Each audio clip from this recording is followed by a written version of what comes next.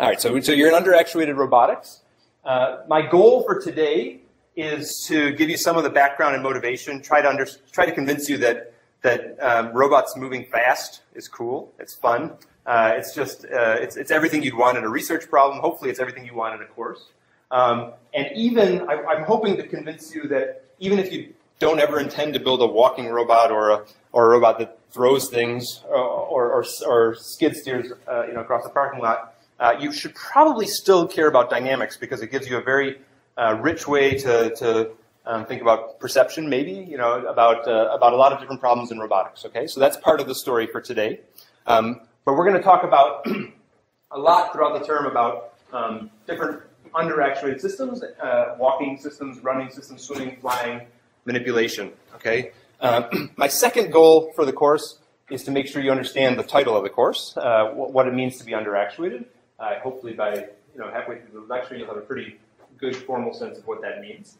A minor note, so it's fully hyphen-actuated, and then I chose to take the hyphen out because I feel like if we're going to name the course that, we can say underactuated as a word in and of itself. So it's not a mistake. I chose consciously to leave the hyphen out and say we've got a new word coined, underactuated. Spell checkers be damned. Okay. We're going to talk about a few technical ideas. We're going to cover the idea of feedback linearization, try to convince you that it's extremely powerful, and then try to convince you to never do it, or at least to do it, only if you're willing to have sort of a weight on your conscience. And then I'm going to tell you about some of the structure. That's fine for me if that's better for you. I don't want people to fall asleep, but if that makes things pop. That was you? Oh, it was an accident. Oh, I thought it was an opinion. Okay.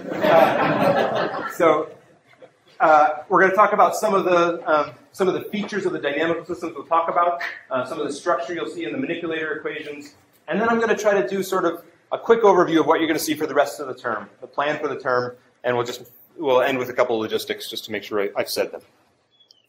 Okay, so here we go. So let's talk about some of the background and motivation. So maybe I'll start by telling you how I got into the problem. Okay, so I showed up here as a grad student I did computer science for my undergrad at University of Michigan.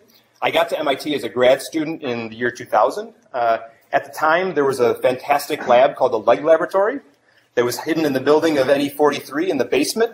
It was a great place. You walked in, it was a mess always. Our lab's a mess too. I can't. It's not a critique. It's just a statement. But one of the great things about it is he had these huge ceilings, about like this room, and from these ceilings hung all kinds of famous robots. They were just, you'd look up and you'd see robots that maybe never worked, robots that looked like it would have been a cool idea, and then they've got some really, really famous robots, and some of them have been moved to the MIT Museum, and you've seen them there. But if you haven't seen them before, here's a quick review. So starting in the early 80s, Mark Rayburd and his gang started this place called the Leg Laboratory. It started at Carnegie Mellon and moved to MIT. He started building robots that were hopping around on one leg like a pogo stick, convinced that was a good way to think about running. Okay, and we'll talk a lot about that assumption. We'll have a lecture on sort of the dynamics and control of running robots later in the term. But this sort of menagerie of fantastically dynamic robots that started coming out of his lab between 1980 and 1984, at a time where most robots in the world were moving extremely slowly. This was just a huge shock to the system. Had a huge impact. This was, for a very long time, the world speed record holder robot. I think it ran 14 meters a second or something ridiculous. Could do flips, right? This is the three-dimensional version, so it was off the boom, and it could also do flips. Right? So the Leg Lab and MIT's sort of adventure into legged robots has always been about dynamics, about things that flying around and not moving slowly and conservatively.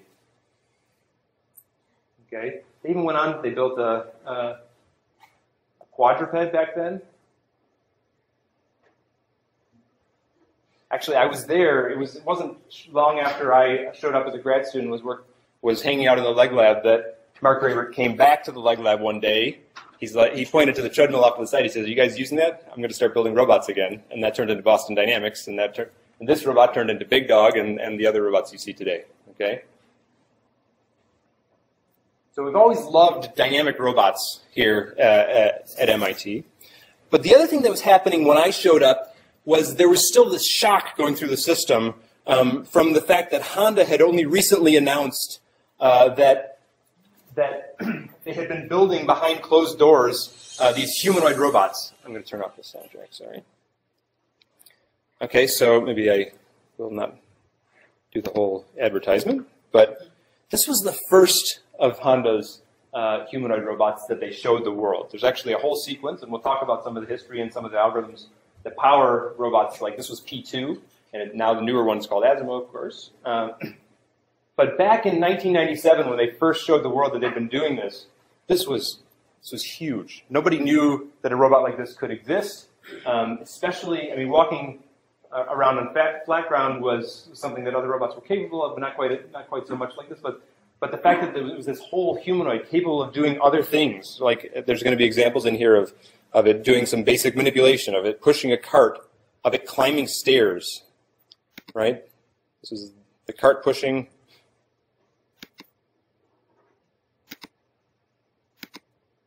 And this was the one that I remember people were just constantly talking about. This was at a time when the Leg Lab was thinking a lot about how to take the success of the dynamic hopping robots and trying to build walking robots in the same spirit. And it was a hard go. All right, so in fact, I'd say we're still today trying to finish that story.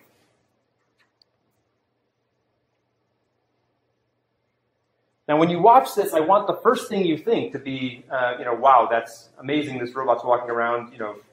You could ask what would happen if we had started at a little bit different place on the stairs, and if you look hard enough on YouTube, you'll find out what happens. But still, this was just absolutely far beyond what anybody was doing at the time in terms of walking robots that could move around and possibly do practical work in the world. But the other thing you should think about when you see that is that it's not all that dynamic, right? So it is a dynamic robot. It is only balanced based on its momentum, and we'll talk more about what that means. But it doesn't really appeal to the eye. Something looks sort of dynamically wrong about it. I don't walk around like this, right? With my knees bent and kind of slapping the ground. And there's a reason why I don't do that. It takes a lot of energy. It doesn't look so cool. Probably blow out my knees pretty quick. But the energy is the real gotcha. I mean, even today, Asimo shows last less than a half hour because that's what the battery packs can supply. It uses about 20 times more energy scaled than a human when we walk. If you talk about the cost of transport, the energy in versus the total work sort of done on the mechanical system moving it. So the big thing that was happening that people were talking about sort of as the opposing story to this Honda humanoid story that was emerging was sort of the opposite extreme, the opposite side of the spectrum were these passive dynamic walkers. Okay, so this is almost not a robot at all. This is a bunch of ball bearings and sticks and hinges and curved feet. Okay, but if you put it on top of a small ramp and you give it a push, it walks beautifully, right? It just falls, powered only by gravity, wanders its way down a ramp, and it looks like someone taking a stroll through the park, right? It's really just a beautiful example, a beautiful demonstration that the dynamics, the physics of walking really capture a lot of the problem, right? They really, if we could somehow harness the natural dynamics of our machines and build our machines with the weight distributed in the right way, then we should be able to make very efficient machines. Maybe that's a reason why I'm relatively efficient as a locomotion machine, and that's somehow not what's happening with Asimo, right? This is just another view of that same robot from behind here. Just looks like a walk through the park. This one was built by Andy Ruina at Cornell, and Steve Collins was an undergraduate student when he built that. So if there's any undergrads in the room, you have something to live up to, right? That's still, to this day, the best passive walker I've ever seen. It's beautiful. Martin Vissa was the one who visited and built one that had all but the arms. But the Steve Collins walker is just a masterpiece. Okay, so that's a story about maybe how dynamics matter, and we should really be thinking, if we care about making walking robots efficient, then maybe we should be thinking a lot about the dynamics of the machine. And I'll tell you more about how Asimo's not quite doing that, okay? And you can see that now, you know, we're getting better and better with these. This is a Wildcat from Boston Dynamics, sort of coming full circle. The field has come a long, long way. We're doing these sort of things. And this was built, not only do we have lots of friends at Boston Dynamics, but, you know, there's a good friend of mine, Zach, was one of the lead designers on this. So I just love this machine. It's amazing. Okay, it turns out that the story is bigger than walking robots. You know, there's many of you in here are doing robotics. You might not be doing walking robots, but I hope to convince you that the story is actually true for all kinds of robots. Okay, so let me make an analogy between this sort of this Honda walking and passive dynamic walkers to the flight world. Okay, so Honda's Asimo walks the way he does in this sort of this dynamically maybe irregular way because it's sort of the conservative thing to do, right? So we know that when our knees are bent, we can safely avoid any sort of weird singularities in the kinematics, and that we sort of have a big margin of stability in our dynamic feedback control. Okay, we have a lot of control authority over the system. So if you're not willing to push the edge, or if you just want to have a system that always works, then it makes sense to sort of stay in this dynamically conservative region where you have a lot of control over the dynamics of your robot. And really the same story is here is true in the aircraft world. So this is an F-14 landing on a carrier.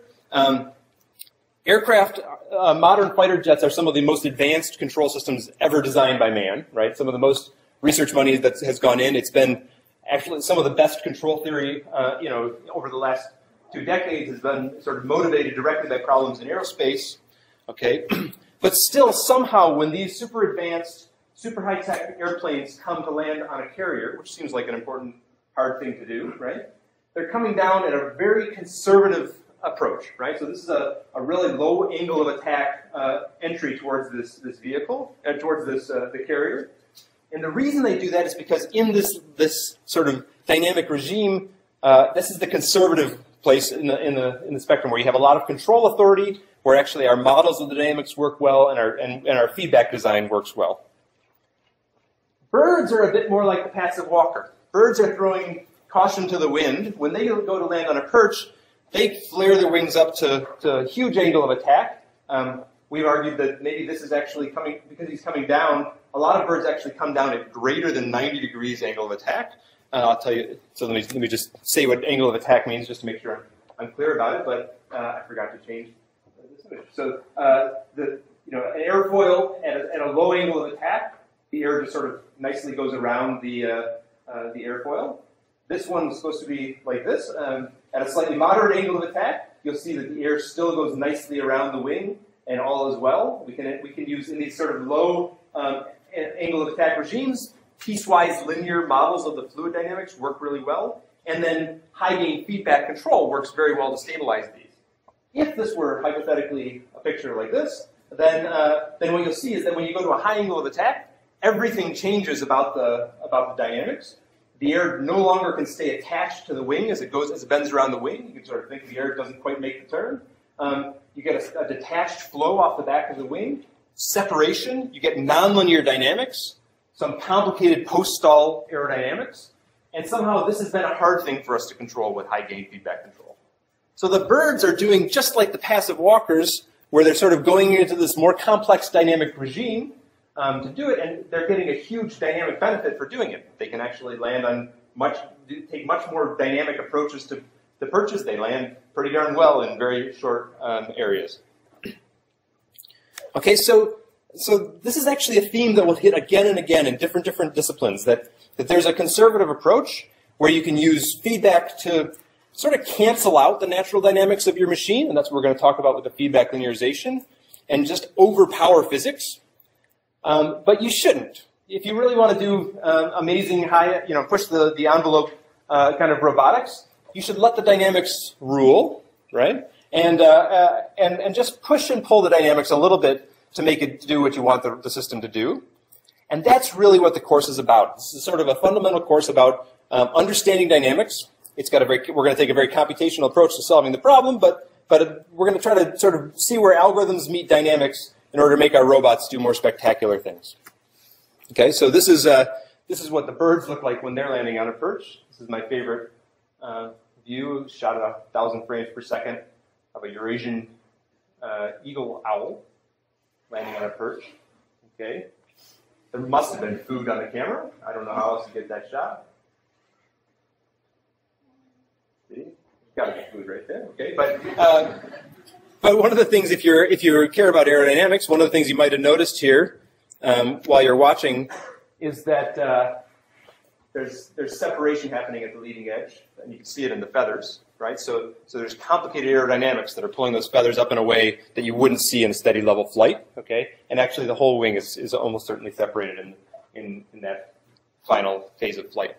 Okay, so these guys are just going right through dynamic regimes that we haven't dared to go with our aircraft for the most part. That's actually one of the research projects we've had in the lab for the last couple of years. We've been working on making airplanes that could land on a perch like a bird. Turns out fixed-wing aircraft, there's no problem with our mechanical design. You can take a fixed-wing aircraft, we shoot it out of a crossbow in a motion capture arena for this video, okay, and you can make them land on a perch just like a bird.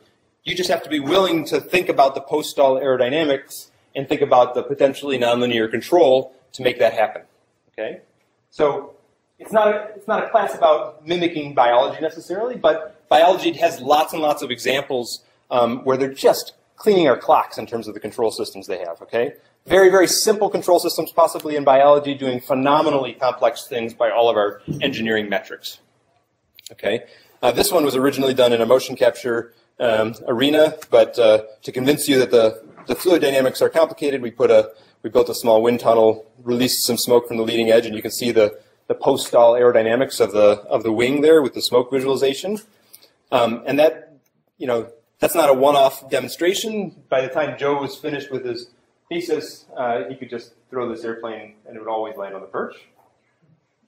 All kinds of initial conditions. He had a version that could land on a power line using no motion capture, just using the magnetic field of the power line to localize the perch. So he had a magnetometer on the plane, just used the magnetic field of the power line to find where the perch was. Do the same thing. It actually worked a little bit better than this one because there was less delay in the feedback system. And then by the end, he was taking it outside and trying to land even on a windy day. And the results were actually spectacular. So most of the time, you could estimate the wind in the first moments of flight, assume that the wind wasn't going to change and hit the perch perfectly. He's got a couple of great videos where it comes along and the wind just blows and the airplane just has no control authority and just disappears from the camera just like that, right? Because it doesn't even have a propeller, I forgot to say. This is a glider, right? So, but I love this kind of this kind of project where you're willing to go into the dynamic, these complicated dynamic regimes and let reasoning about those dynamics sort of get you a performance that you couldn't get before. There's lots of other examples just in the flight world. I put a few more of them in the course notes about roll rates of different birds and the like. Some of my favorite examples are the albatross. I mean, the albatross can fly for days, powered basically only by the wind, right? So these guys can fly across the ocean with the same total cost of transport as a 747, which is sort of cool. But it's hard to compare the scalings of these very different things. Their cost of transport is about the same. But what's really cool is if you take the metabolic rate, the average metabolic rate of this guy as he flies across the ocean, and you compare it to what his metabolic rate is when he's sitting on the beach, it's basically indistinguishable, right? Their metabolism is working just as hard when they're sitting on the beach as when they're flying across the ocean. And how is that? Well, I guess they could be very inefficient on the beach. That's possible, because they don't spend that much time there, so I have to put that caveat in. But probably they're extremely efficient in the air, right? Because all they're basically doing is minor corrections, so they can exploit the shear layer over the ocean, right? So the wind's almost always blowing over the ocean. One of the great things about that is that means that if you're just blowing wind across the surface, there's friction at the bottom, so it's going to slow down the wind, and there's going to be a velocity profile as you go up away from the surface. So the wind's blowing faster away from the surface and slow at the surface. These guys exploit that gradient, and they fly circles, even upwind if they need to. They fly in circles in order to do dynamic soaring and fly forever, basically, just powered by the wind, right? Even up into the wind. Falcons have been recorded diving. People say 250 miles an hour. The only science paper I've seen said 180 miles per hour. And the speed that they dive isn't really that, I mean, it's impressive, but I guess the bullet goes pretty fast too. What's really cool is when they can take their 180 mile per hour dive and then suddenly pull out of it and grab a pigeon or whatever the unlucky fellow is that day.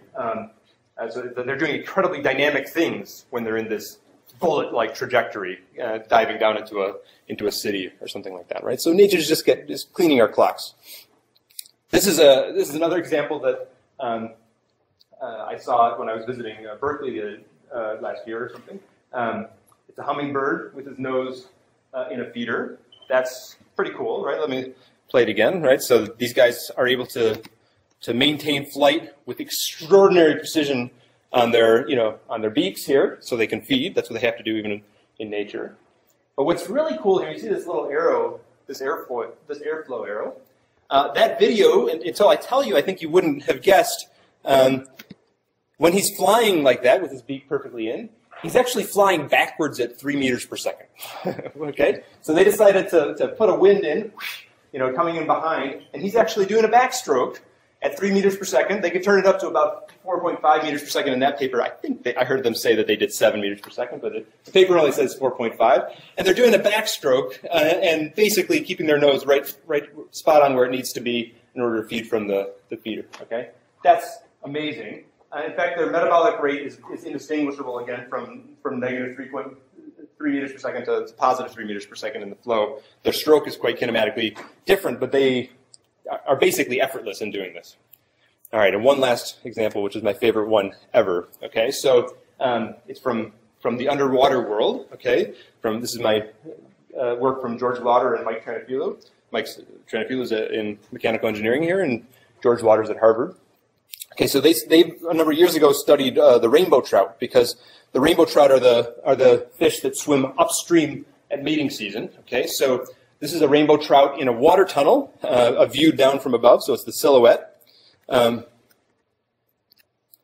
so this is what a rainbow trout looks like when it's sort of swimming nominally. That's the nominal sort of steady state gait of a rainbow trout in a water tunnel. Now, the reason they're an interesting animal to study is because the rainbow trout are the ones that swim upstream at mating season, right? And if you watch them swim upstream at mating season, they often do things like hang out behind rocks, right? So if you take a rock in a stream, just like the wing shed a vortex streak behind the wing, a rock in a stream is going to leave a vortex wake, right? There's going to be a wake behind this stream, and you ask, what would happen if I take this fish in the lab and put it behind a synthetic rock and into a vortex streak? The hypothesis is it's going to change the way it swims, and in fact, it changes its gait dramatically. This is what they call the von Karman gait of the fish. Okay, so it's somehow doing something dynamically clever, it seems, to sort of swim between the vortices.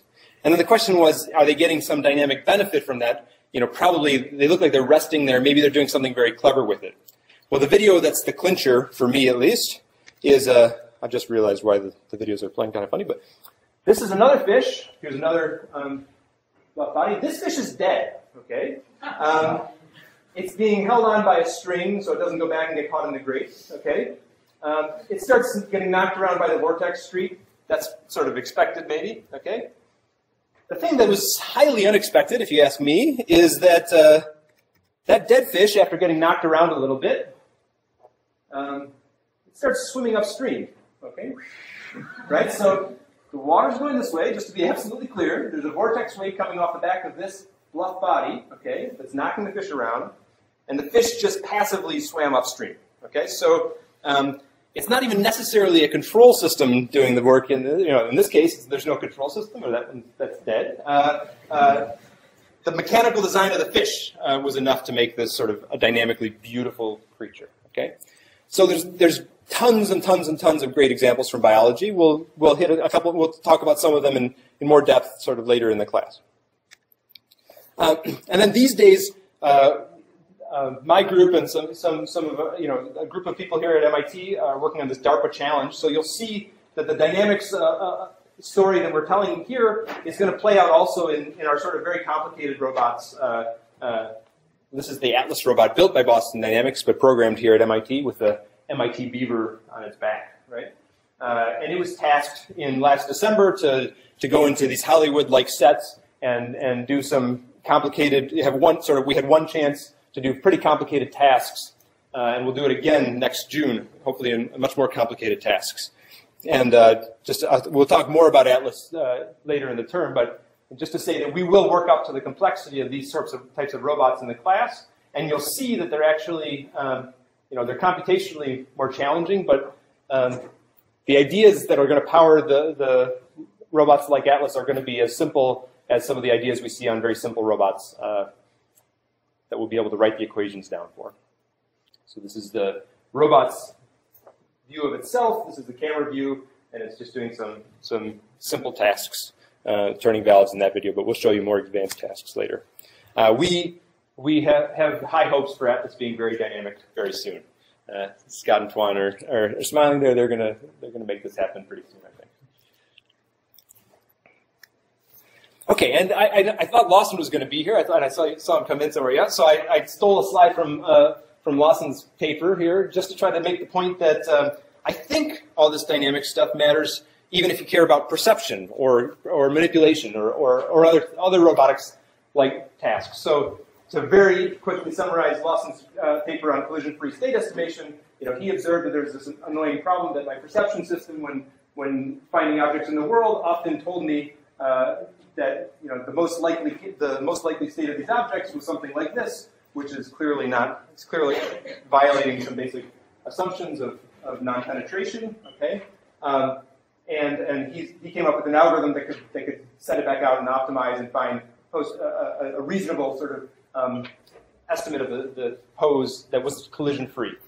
And I'm going to try to argue, and maybe we'll have the results by the time we get to that lecture in class, that I think things like this are actually very naturally written down if you think about the physics of the objects you're manipulating, and that basic things like the collision forces that have to be valid between obstacles will tell you things like, maybe you could prevent a perception system from ever saying that my pen is just floating above the table, or it's in penetration with the table, or it's sitting like this, because clearly there's some basic notions of static stability and static mechanics that would give me very, very strong priors on my sort of observations of the world.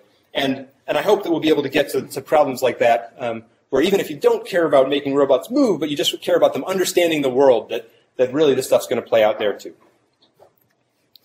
Okay, if you care about UAVs, this is just a quad rotor. We'll be making things like this happen in your problem sets. This is just a quad rotor darting through trees. If you care about quad rotors, hopefully we'll have some exciting things for you. And if you care about other robots, multi-legged, you name it. We're going to be able to hit a couple. There's dynamics that rule in a lot of these different robotic domains. Okay, so that was our motivation. Okay, hopefully it's an exciting idea. I mean, really, I think we're going to cover walking UAVs, manipulation. There's another one I didn't say, but the way uncertainty propagates through dynamical systems, it actually is a very underactuated kind of process. We'll think about that. If you care about autonomous cars, boats, you name it, we'll be able to, we'll hopefully have something for you. It really has everything that I wanted in a research topic, right? There's really beautiful underlying mathematics in most of these problems. There's beautiful physical experiments that you can do. I mean, the fluid dynamics is sort of the best example. We've had things as simple as a soap bubble that's a falling soap bubble. You put a pin through it and you get a beautiful vortex streak coming out, right? There's just beautiful fundamental physics that you can end up playing with to understand what we're talking about here. But there's also hardcore algorithms and cool hardware demos, and I think it might hold the key to some really important problems like I don't know, clean energy or understanding the brain. We'll see. Okay. So here's the basic plan. So I'm going to see if I can start effectively using this as the board here. So, wow, I didn't write that. That's cool.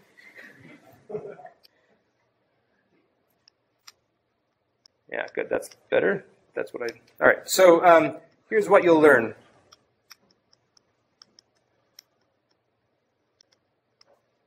Okay, so we're going to try to review sort of what people know about the canonical systems in each of the domains that I talked about. So there's sort of basic concepts in a lot of these domains that I hope by putting a broader view on them, they'll really snap together pretty nicely. So, you know, there's a few basic principles about how your center of mass moves and the like from walking, let's say. Some basic concepts from manipulation. You know, from state estimation, from flying machines and the like. Okay. For each time we go into one of those areas, I'll try to tell you a bit about the leading examples from those areas and some of the insights that people have had in the domain-specific insights into those areas. Okay. But we're going to chart our course through those different areas in a very specific way to try to build up our algorithms, okay? So every time we introduce a new system, like our walking system or a new manipulation system, we're going to examine what the best algorithms we've talked about so far can do in that domain and how maybe we could extend it with some of the insights from that domain so that we can have relatively general, a general toolkit for reasoning about dynamics.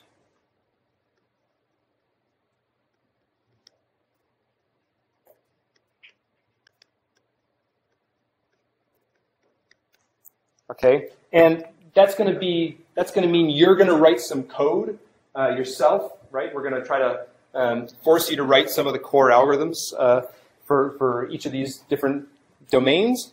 We're also going to give you, in cases, some of our implementations of the algorithms, so you can do more advanced things and get to the complicated examples quickly. All right. And what do you need to do it? A lot of people ask me what about the prereqs for the course, right? So when we first introduced the course, I listed, the undergraduate robotics courses in the institute as prerequisites, or I said, or robotics experience or something like that. I've actually backed off on that. So you actually don't need, to understand robot kinematics. I mean, it'll be great if you do. You don't really have to understand dynamic. You don't have to be able to write down the Lagrangian of a mechanical system. If we give it to you, we're going to mostly give those to you. And the kinematics and dynamics of the robot are sort of something that the software can give us pretty quickly. You don't have to think about that yourself. So we're not really assuming anything about your robotics background. We're going to have a couple lectures which will introduce dynamics, hopefully in an interesting enough way that the dynamicists in the audience won't be bored, but will bring us all on the same page on the basic concepts from dynamics. And we're not really making deep assumptions there, okay? But what you do need, I think, from past experiences, is that having some comfort with linear algebra. I'm going to be throwing around, I'll do a little bit of this lecture partly to give you a taste. We're going to be throwing around matrix equations a lot. So, taking inverses of matrices, multiplying matrices, things like that, these are things that if you're comfortable with, it'll be a lot easier. Basic differential equations, you don't have to be able to solve differential equations in your head. I can't. Most of the ones we write down in this course. Okay, some of them don't have closed form solutions, but you should understand what they mean. You should understand, and we'll talk more about sort of dynamical systems. We'll give you some very basic, simple dynamical systems to think about. But sort of the idea of having a differential equation is something we're going to use a lot, and not a prerequisite, but we're going to do problem sets in MATLAB. So by the end, you'll have to have MATLAB installed at least, and if you're a MATLAB whiz, then you're going to like the course, I think. Okay, so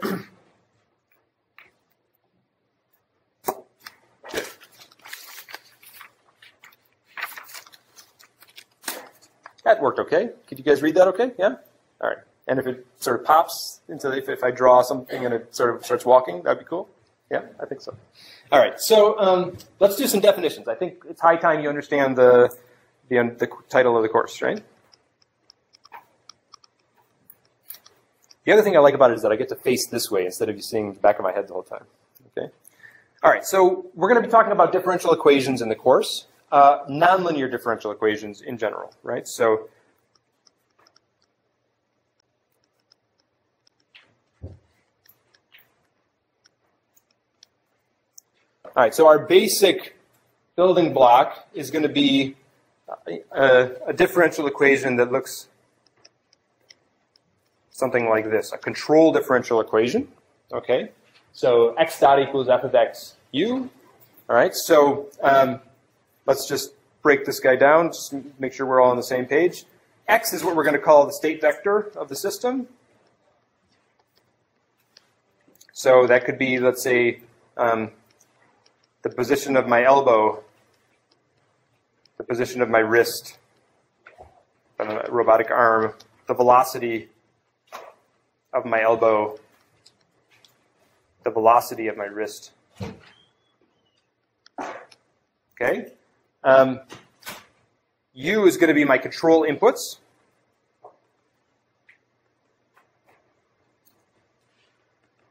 So maybe it's the torque at the elbow from a motor. And at the wrist.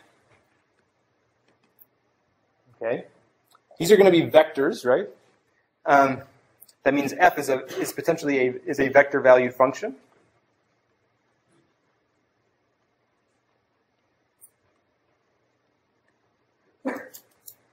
And then x dot is the time derivative of x. So what this function tells me is how x evolves in time given where I am right now and what control I'm applying. So x dot, just to define it, is dx dt, the time derivative of the state vector.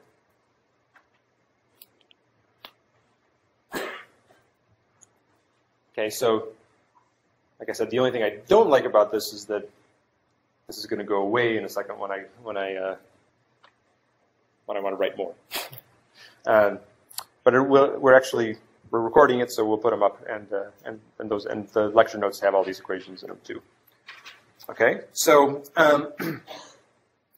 in particular, we're going to look at particular forms of f that we care a lot about. Okay, so in particular, we're going to focus on mechanical systems.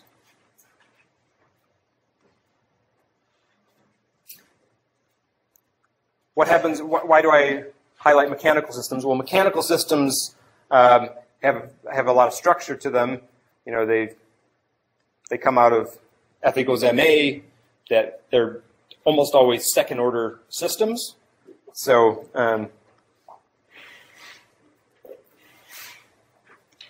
so what does that mean? That means I'm gonna use a little bit more notation. I'll be specific, and I'll say Q is going to be the position vector.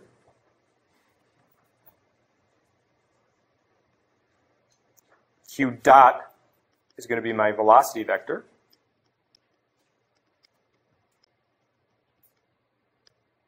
So my state vector that I wrote on the last equation is going to be the accumulation of Q and Q dot. Okay. The position vector, I mean the joint angles. If there's a slider, it doesn't have to be an angle. It could be a length if it's a prismatic joint or something like this. But these are the things that identify the position of the robot in space, and its time derivative is in Q dot.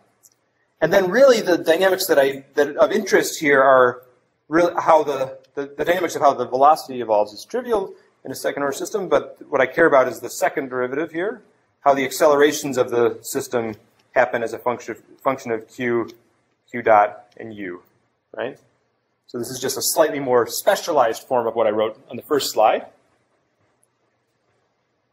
And actually, because we care about mechanical systems, we're gonna zoom in even a little bit more, put even more structure in.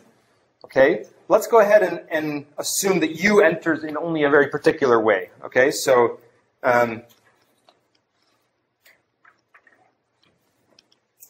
we're gonna think about systems that have this form.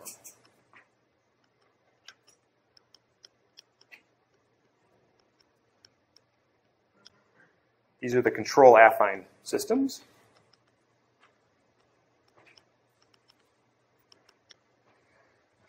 Okay, so this is more specific than this. It says that Q can still enter in some general way. F is a sort of a catch-all. I could write anything inside my map F. But this says that U can only affect the accelerations in an affine way. It's got a linear term and potentially a constant term with respect to U. Okay? And we're going to justify that by looking at the way the equations fall out of our mechanical systems and seeing that if torque is an input, for instance, the accelerations are always affine in the torque. Okay? And this structure is going to make our lives better. We're going to exploit it in many different algorithms throughout the term. It doesn't always exist. Airfoils on quickly moving vehicles might be a counterexample, although you can linearize it. But this is a structure that we're going to try to exploit whenever possible. Okay, so that makes sense. This is all just a more specific form of the x dot equals f of x u. Okay. All right. So now let's make our definition here. So using this second order system,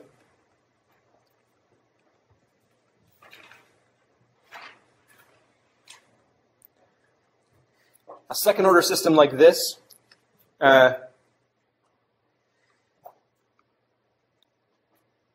is, I'm going to say, I'm define fully actuated first, is fully actuated.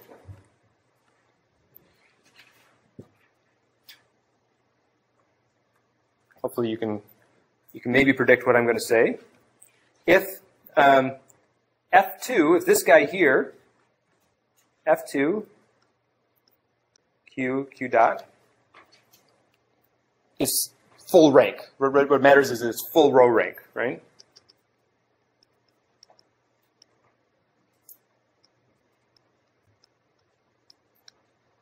Right?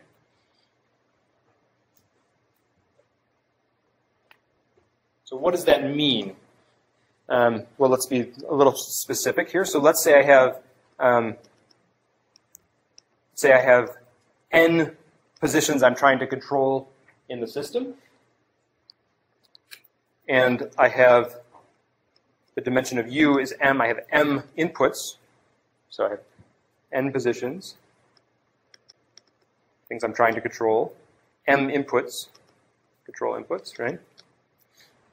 And so f of 2, since it's going to map u to q double dot, f of 2 is a vector, it has to live in, it's a matrix, right? An n by m matrix. And I'd like for the rank of f2 to be greater than or equal to n. That implies the system is fully actuated.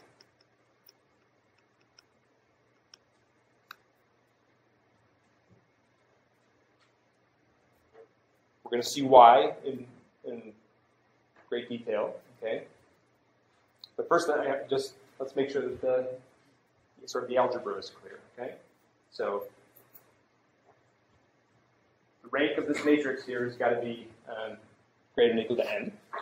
Now, a couple things to note. By giving this definition, really, I want to be able to say that a system is fully actuated in some state. So the answer of is the system fully actuated or not is state dependent potentially. It could be that for some positions of the robot, I'm fully actuated. In other positions of the robot, I'm not. Right? It could change depending, because f of 2 will change as a function of q and q dot. So it could lose rank sometimes. Now, in most cases, I think every case that we'll talk about in the class, it's going to turn out to be a global property of the system. But it could, it depends on well, that's not true. We'll hit examples where it will be sort of state-dependent property of the system. Okay, so it's a function of q and q dot. And the obvious sort of follow-on here is the system is underactuated.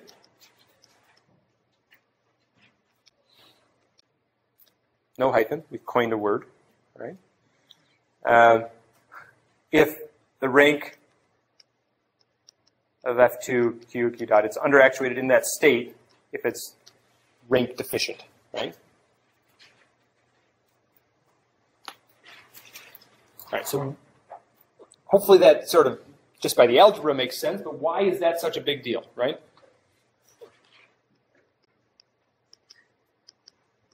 Why make a course with that in the title?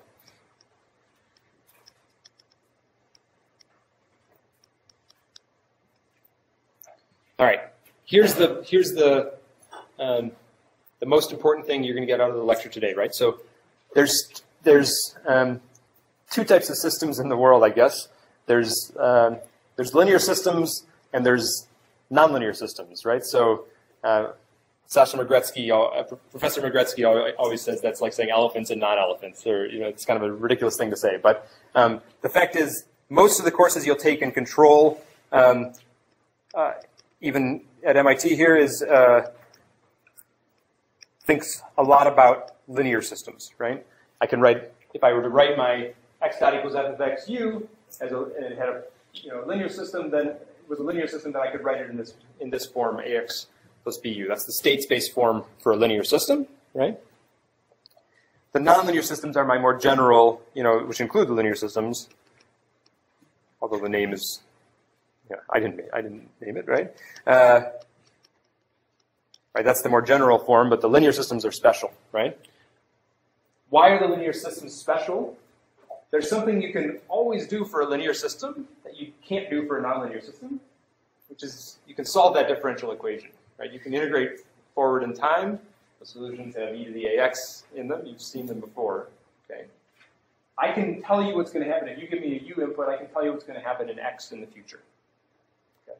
We're going to write down very simple nonlinear systems, extremely simple nonlinear systems, very simple forms of f, where you won't be able to do that. Okay? That is a huge, huge defining difference. And what it means is that in practice, the world has bared out incredibly, amazingly strong theoretical results on how you can control linear systems.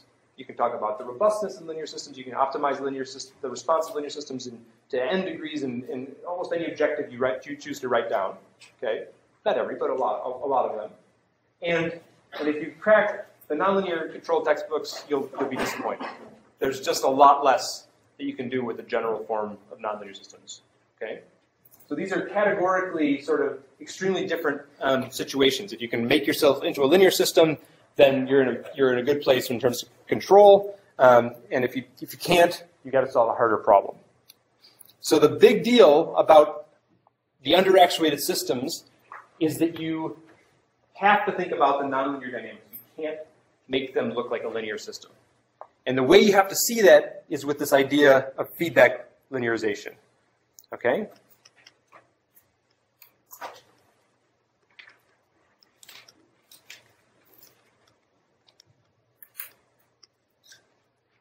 All right. So here's the idea of feedback linearization. If I have my second order dynamical system, F1 is Q dot plus F2. Let's write our first control system, okay? I'm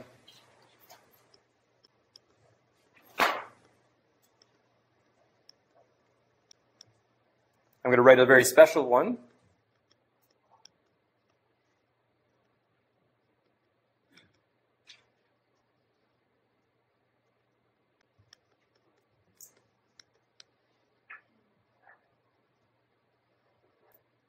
Not sure where that 2 came from.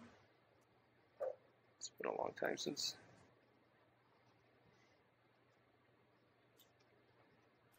Okay. All right. This is a control. So if I have let's say I've got some big complicated robot and I've written down the equations, I've solved the mechanics and written down my differential equations. I have forms for F1 and F2, and now I want to control the system. If I have the description of the equations of motion, I can write it down. I can write down this now as a control law. I'm going to evaluate the dynamics again at Q dot. I'm going to evaluate F2. I'm going to evaluate F1. I'm going to take the inverse of the matrix that I get from evaluating F2, multiply by some new vector, I'll call it v here. Right? And I'm going to take this whole thing that I can evaluate in my algorithm, pop it in for u, and what's the result is that now the closed loop system, when I take this controller and put it on the robot, results in my accelerations of my robot looking like this. Right? So this is now a new surrogate input. I've made a feedback system which has an input v here, and it's still accelerating the real system, but it's turned my complicated nonlinear system into not only a linear system, but a trivial linear system. Right? So I canceled out the nonlinear dynamics of my machine, right?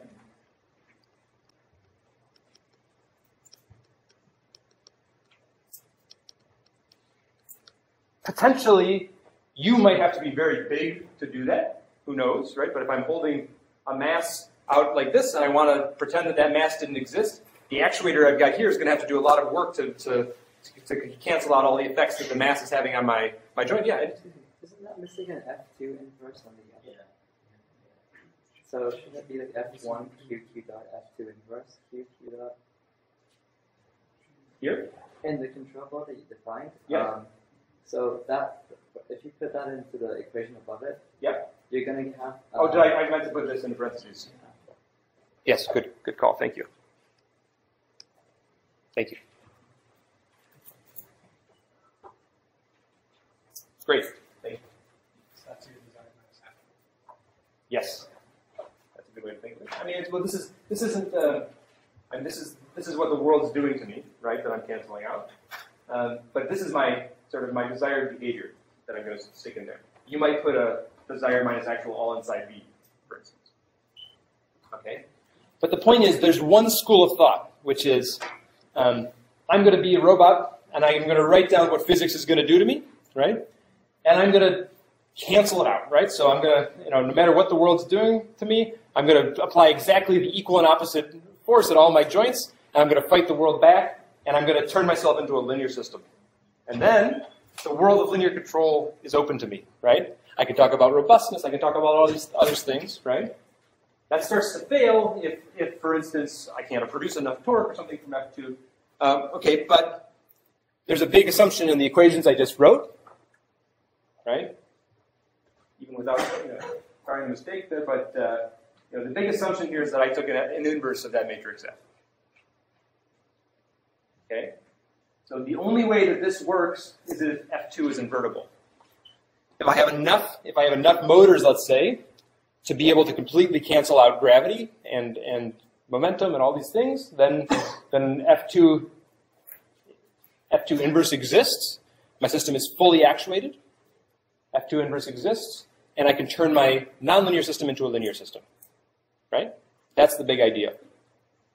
The fully actuated systems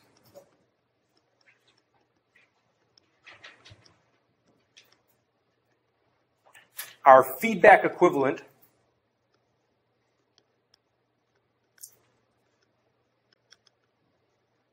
to Q double dot equals V. Right? I can always write a feedback controller that will turn my big complicated nonlinear system into a linear system if if the system is fully actuated. Okay, and then of course the underactuated systems, you can't do that. Right? This F2 is not full row rank, it's rank deficient. I can't take this inverse. I don't have enough actuators to completely cancel gravity. Okay, so that's a simple algebraic idea.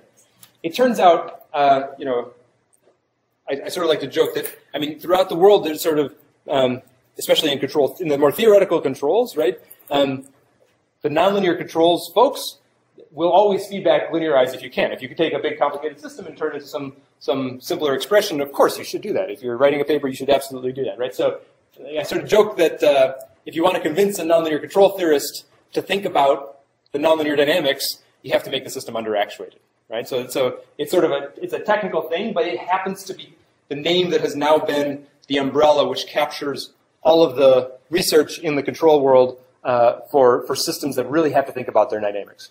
If you had a fully actuated system, it still might make sense to think about dynamics. If you care about efficiency, if you care about performance, if you care about, you have limits, whatever, it might still make sense to talk about the nonlinear dynamics. But somehow we often don't, unless you have to. And for the underactuated systems, you absolutely can't avoid thinking about the nonlinear dynamics. Okay, there's other things that break feedback linearization, like I just said. Other things that break, you could have input saturations. Right? If you have input limits, if I have just a finite amount of torque I can produce from the motor, right? So let's say U1 has got to be in some range of, it can only produce 10 Newton meters of torque. Then that actually, it fits into our definition. I've got a slightly generalized definition of underactuated in the notes, just saying that, generalizing the rate deficiency, allowing for systems to have, for instance, input saturations to also be counted as underactuated systems. The question is just, if I want to produce some acceleration, Q double dot, is there always some control input that I could pick that would produce whatever acceleration I want? Right? The generalized notion of underactuated is, you want an acceleration, I can give you a control input. For a fully actuated system, I can always find a control input that will give you the acceleration you want instantaneously. Whatever you ask for, I can write a controller down that will give it to you. And the underactuated systems are the ones that can't do that. That there exists some Q double dot for which I cannot find a U which satisfies the system. Input saturations can do that to you. State constraints can do that to you.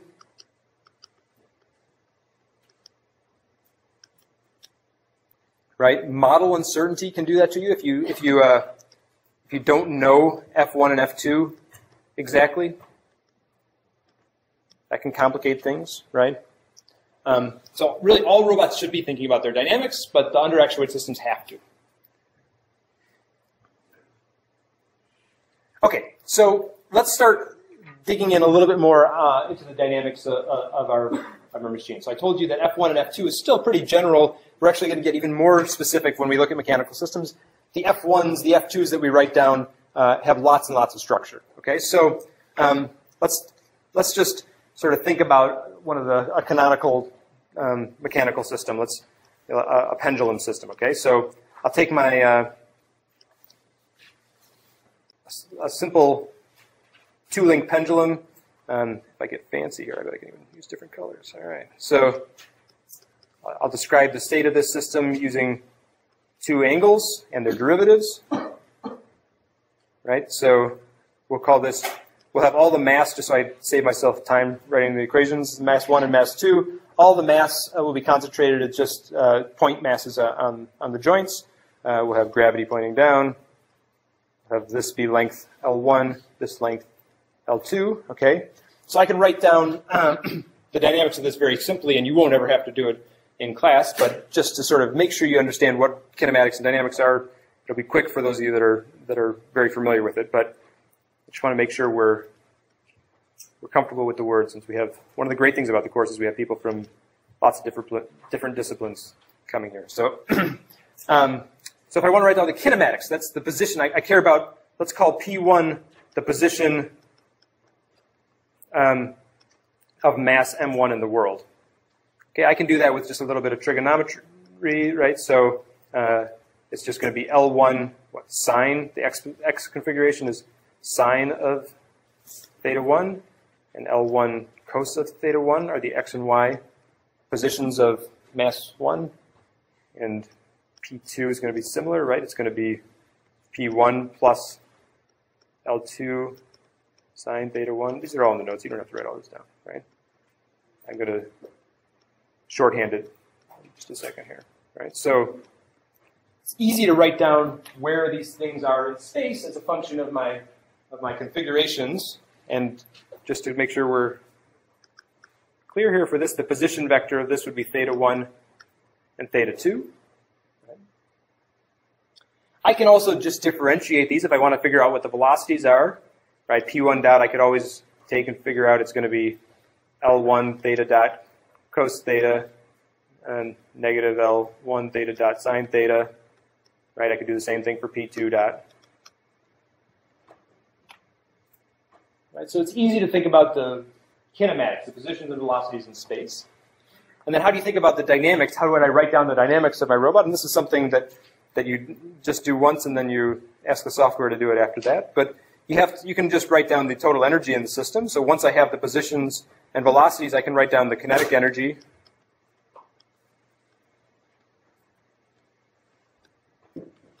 as 1/2 mv squared.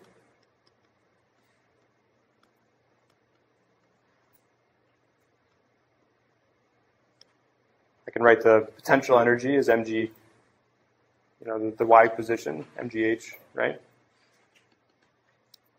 And then I can write down the Lagrangian,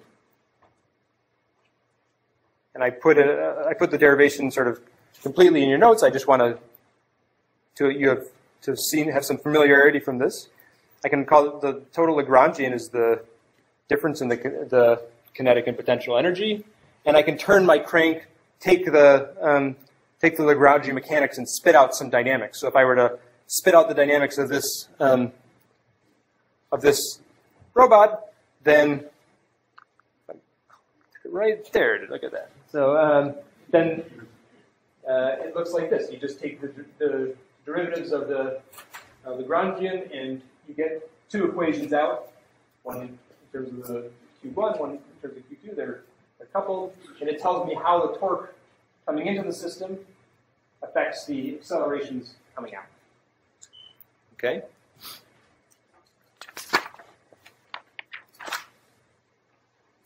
If you do that enough times, you're going to see a pattern emerge.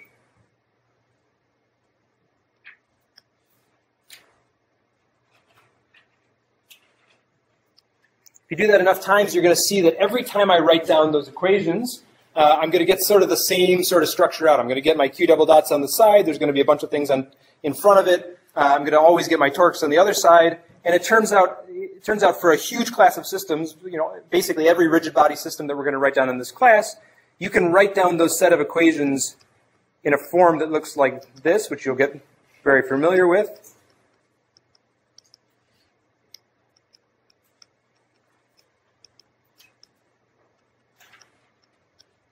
Okay, these are sort of the famous manipulator equations.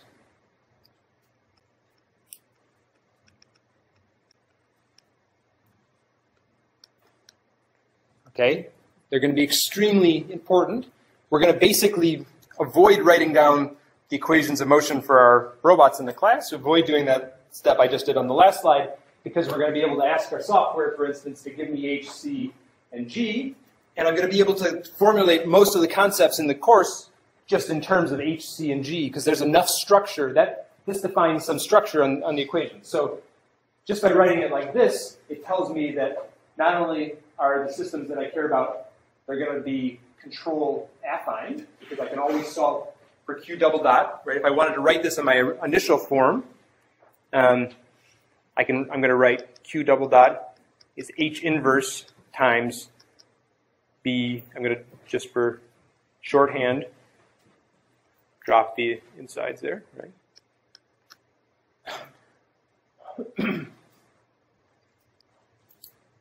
So this is my F1 and F2.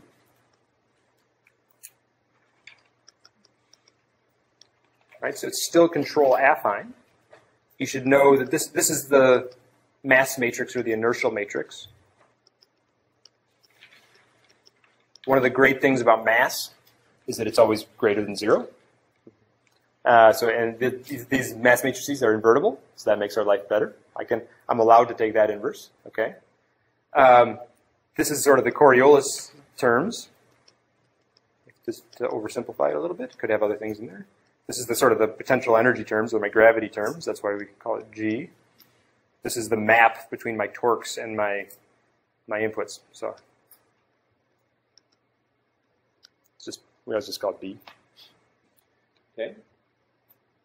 And these are the very famous manipulator equations. Now, they're imposing structure. They're saying that, that Q double dot only enters into the equation again in an affine way, right?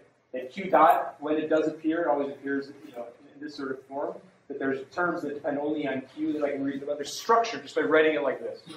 The fact that this is positive definite and symmetric, okay, is additional structure. In fact, we're going to see more and more structure. So if I have a robot like, if I just describe my own dynamics and I write my inertial matrix, it's actually sparse in certain ways, right? So there's lots and lots of zero entries in H, and so there's structure even inside H that we're going to get and pull out of the manipulator.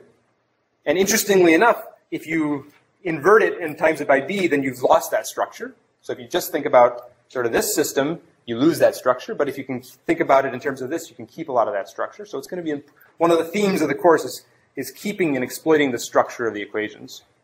Okay. And once you have these equations, then you can do basically everything we're going to do in the course. So let me give you a quick example here. So, well, first of all, given that this is now my new dynamical system, let me ask you, is there a way I can look at this set of equations on the top line and decide quickly if the system is fully actuated or underactuated? What's an easy test of whether something's fully actuated or underactuated, looking at those equations? Yeah? Rank of H inverse B should be, it should be fully row rank. Exactly right. So, but even simpler, since H is always full row rank, we can just write it down as it's just a rank condition on B. Okay. So if I looked at my equations that I got out of the previous system, in fact, I'll do that quickly here.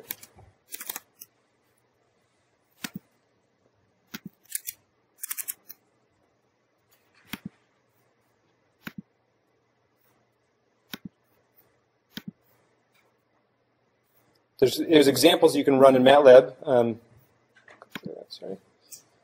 Right, so that'll just help you be able to play with that. You can just call a function and get your dynamics out. We're going to give you all this code here, so you can just sort of play with your robot.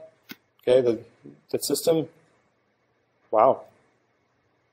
It's frighteningly slow, but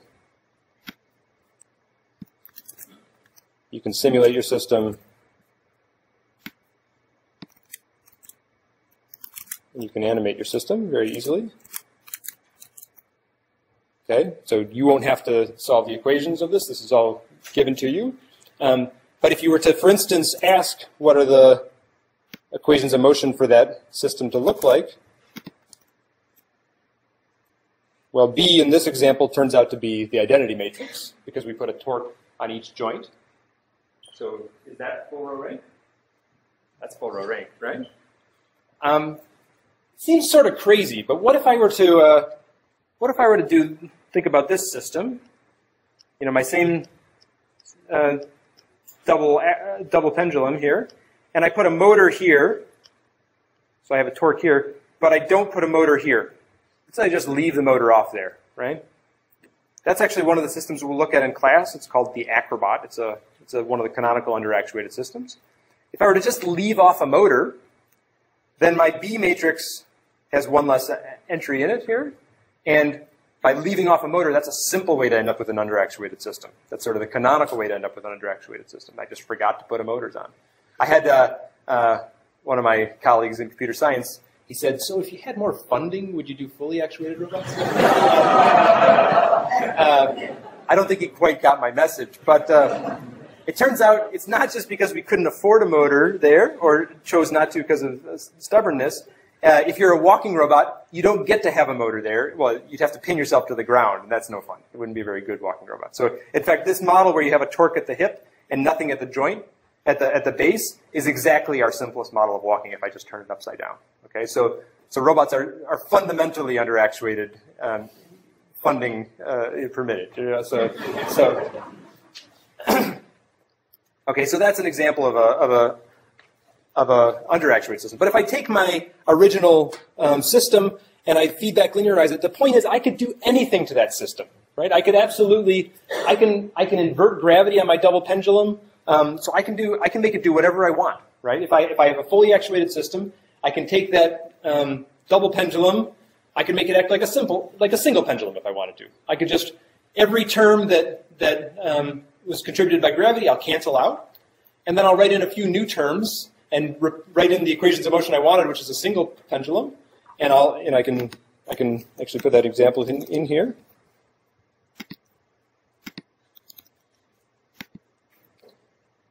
Give me back control.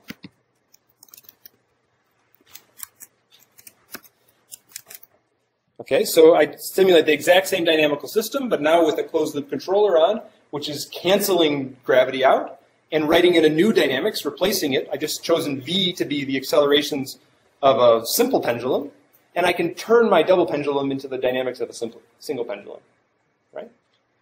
So I can make my dynamical system into a different dynamical system, right? If I wanted to do that same thing, but even invert gravity, that's no big deal. I just take my G in the dynamics I asked for, invert the sign. Now I've got something that balances passively at the top, right?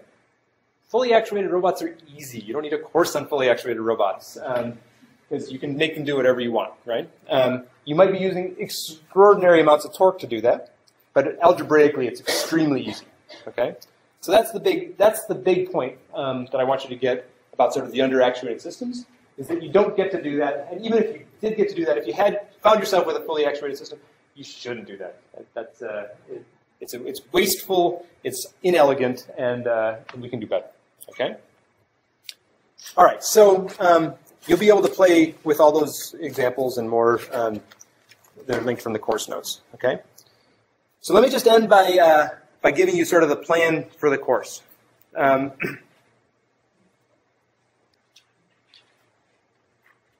Okay, so here's how we're going to go. So I'm going to, just because I want to bring everybody to the same page, we're going to do one lecture next time on sort of nonlinear dynamics. I'm going to start talking about with simple systems, pendula, simple oscillators, and things like this. We'll talk about sort of simple systems and introduce the concepts of nonlinear dynamics. Fixed point stability, separatrix, regions of attraction, limit cycles, and things like this, all in the context of systems where we can draw things very simply. We can solve some things analytically, okay? And then the first set of algorithms we'll do to understand these systems is we're going to take a very classical computer science approach, and we're going to be able to solve all our very simple systems just with sort of brute force dynamic programming. Okay? And that's going to actually, the process of thinking about how dynamic programming solves these simple systems, I think is going to give you a lot of insight into what it means to write down optimization problems on these dynamical systems and what it's like to solve them completely in the few cases in your life that you'll be able to solve them completely. Okay? From there, we're going to go on and we're going to talk about sort of the model underactuated systems. So there's great examples. There's cart poles. There's acrobats, there's quad rotors will fall in this category. I don't know if I draw a planar quad rotor. Okay, that's a quad rotor. Okay, so these are going to be the model underactuated systems. These are the ones that appear in the paper with papers that you'll find with underactuated systems in the title. That'll allow us to think about some of the canonical ideas from the field, but we're going to think about the important, concepts that are going to take us forward to complicated systems, about the notions of stabilization, about how you do trajectory design for these systems, and stabilization and even verification. Core concepts like partial feedback linearization.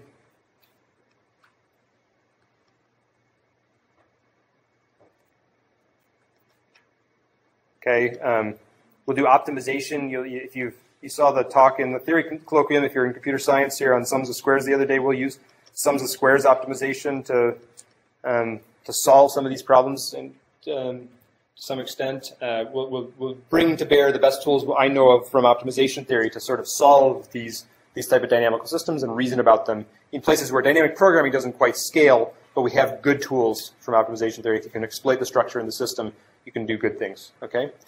And then from there, we're going to start getting more complicated in a couple different ways. So first of all, we'll start talking about walking systems. So start making our simple walking models, walking and running. Okay, so that brings in concepts like collisions and hybrid dynamics, some things that have continuous modes of operation punctuated by discrete events, event-driven systems. Brings up notions of limit cycles and periodic stability, and then the algorithmic tools that are required to address those types of systems. Okay. Then we'll start making our systems more complex just in terms of geometry, sort of geometrically complex. If I have now multi-link robot arms that are operating with complicated obstacles, they're sort of geometrically complex.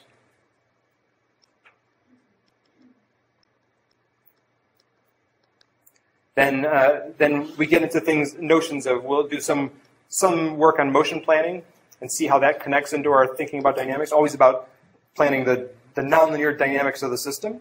We'll talk about things like mixed integer optimization to try to address the complexity.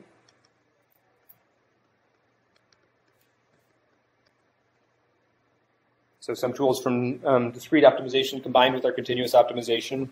And other topics to address more geometrically complex problems.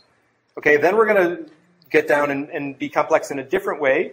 We'll start talking about stochastic systems. So I don't know, I'll draw a walking robot on rough terrain. Okay, so I got to work on my drawing skills. Sorry, my kindergartner would be ashamed.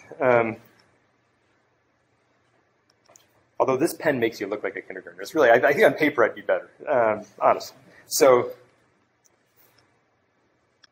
Stochastic systems, we're going to start talking, we're going to introduce the notions of robust control, nonlinear robust control, stochastic control, planning under uncertainty. Okay, I want to write it all down. And then the last way we're going to get more complicated is, good Lord, what do I draw for this one? Maybe a fish. Okay, systems that are sort of somehow difficult to model. Okay, so there we go.